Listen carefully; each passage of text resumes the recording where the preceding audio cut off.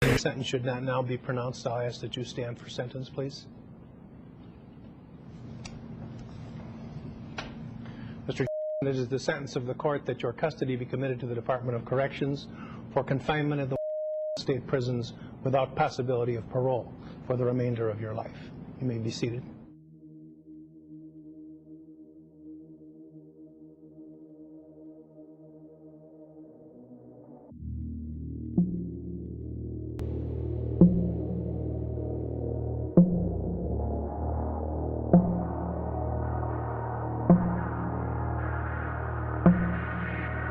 Why does the U.S. jail more people than any other country?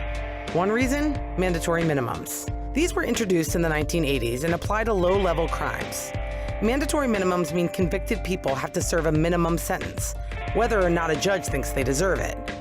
For example, drug crimes involving crack, heroin, or marijuana trigger minimum sentences. So do crimes involving firearms, pornography, and immigration. But opponents say the punishment doesn't always fit the crime.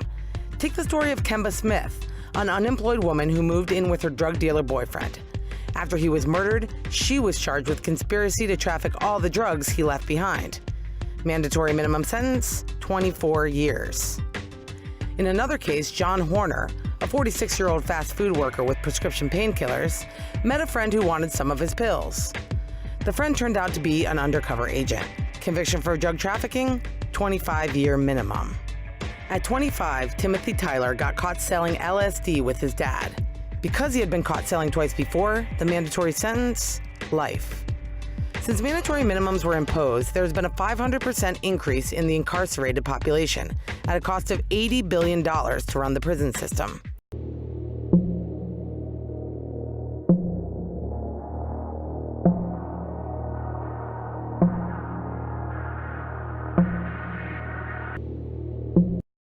My experience in prison showed me that the people who I thought were going to be there weren't there. They were not kingpins, they weren't violent offenders. There were a lot of people who were babysitting and that could have been home on ankle bracelets or other forms of incarceration without being behind four walls of a prison. Your sentence should be proportional to the crime you committed, to the role you had in that crime, and should not be one-size-fits-all standard. Most of these guys made stupid mistakes without any idea of what the punishment was.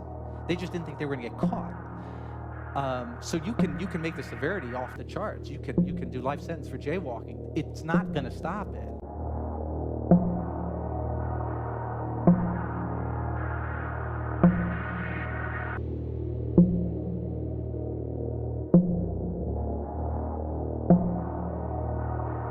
Take the case of Weldon Angelos, a non-violent first-time offender. When he was 24, he sold small amounts of marijuana to an informant while he happened to have a gun in his possession. And as a result, he received a 55-year mandatory minimum sentence with no parole. He won't get out until he's 79 for selling something that's currently legal for recreational use in 4 states. His 2 boys were 5 and 7. They were just destroyed. I mean, you could see the sadness in him all the time. I think it's cruel, and like, I'm not saying he doesn't deserve anything, but he did serve his time, and I think he's in there long enough. Like, the minimum should have been like 5 years, maybe. 55 years is way too much.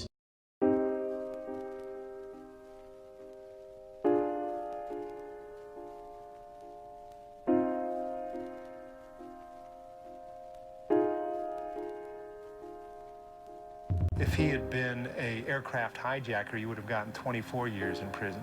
If he'd been a terrorist, he would have gotten 20 years in prison. If he was a child rapist, he would have gotten 11 years in prison. And now I'm supposed to give him a 55-year sentence? I mean, that's just not right. It became immediately apparent to me when I was a judge, watching what was going on in my own courtroom, that we were churning low-level drug offenders through the system for no good purpose. There are mandatory minimum sentences, and there have been times in which I've known of judges, federal, state, are literally in tears because they know that this sentence is inappropriate. And so they would apologize to people, but as they're sending them to prison for 10 years, they know full well it really shouldn't even be a prison sentence, or maybe 1 or 2 years. But they have to follow the law.